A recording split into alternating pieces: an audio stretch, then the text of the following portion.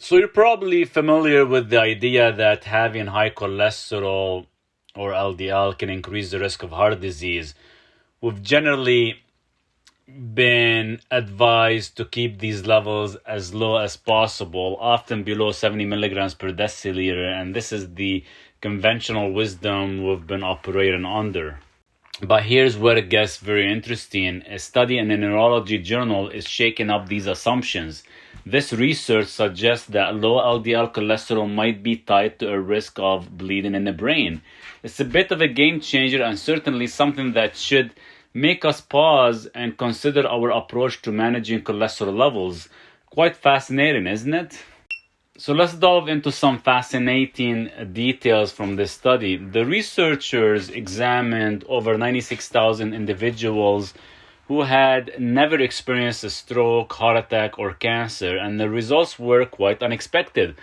Conventionally, we'd assume that higher your LDL or bad cholesterol, the greater your risk of developing heart disease, right? However, what they discovered was that people with LDL levels between 70 and 99 milligrams per deciliter had nearly the same risk as those with levels above 100 milligrams per deciliter.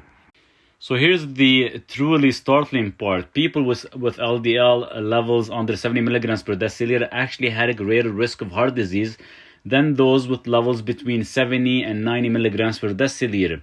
And as the LDL levels decreased further, the risk increased. If LDL was between 50 and 69 milligrams per deciliter, the risk shot up by 65%. And if LDL levels were below 50 milligrams per deciliter, the risk nearly doubled to a whopping 169% higher. So let's dive even deeper. It's suggesting that aggressively lowering your bad cholesterol, that LDL, with powerful drugs may not be the most effective strategy. Taking statins, for example, a common class of cholesterol-lowering drugs, they seem to only provide real benefits to about 1% of those who use them. And of course, it doesn't stop there. The plot thickens with the introduction of new medications aimed at lowering cholesterol by targeting the receptors of this bad cholesterol in our bodies.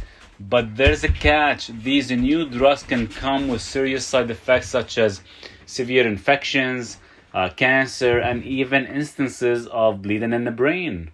So it's crucial to consider these potential downsides. It adds another layer of complexity to our understanding and managing of cholesterol levels. It seems the topic is not as straightforward as we once thought.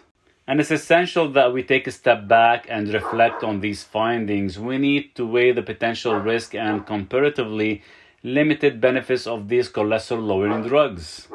And if you find that your cholesterol levels are elevated, a more prudent approach might be to understand the root cause. It's about asking, why are my levels high, instead of immediately resorting to powerful medication that, as we've seen, may not be beneficial for most people.